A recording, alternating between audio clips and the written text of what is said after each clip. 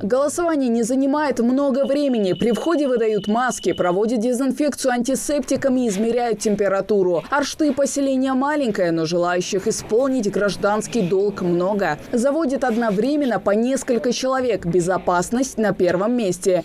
Мы надеемся на лучшие жизненные условия, особенно жителей сельских поселений Ингушетии.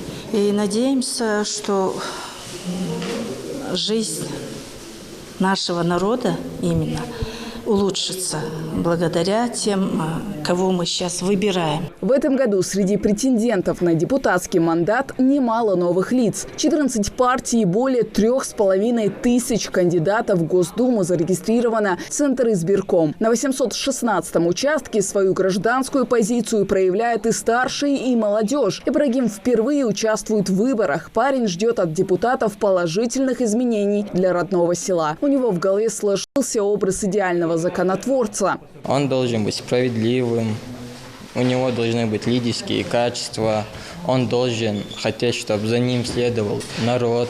Я решил проголосовать, потому что это обязанность каждого гражданина РФ. Избирательные участки начали работу с 8 утра по всей стране и будут открыты до 8 вечера. Так что есть возможность отдать свой голос и после работы. При себе важно иметь лишь паспорт. 762 человека зарегистрировано на 816-м участке. В первой половине 65 из них отдали свои голоса. От этих выборов, это мое мнение, зависит будущее нашей страны и, в частности, Республики Ингушетия. Почему? Потому что законодательное собрание Российской Федерации и парламент Республики Ингушетии в основном все вопросы законотворческие решают они.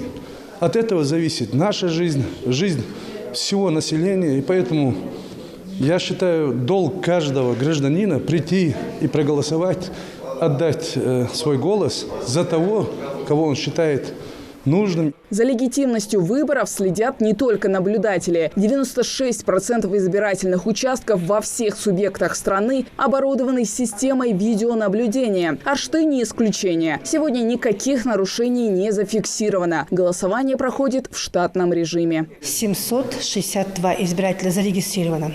Но у нас есть здесь воинская часть, гарнизон. Нам подали еще 61 заявления. Поэтому у нас число увеличилось. Члены комиссии, они не первый год работают, уже 5 лет работают, даже больше 5 лет.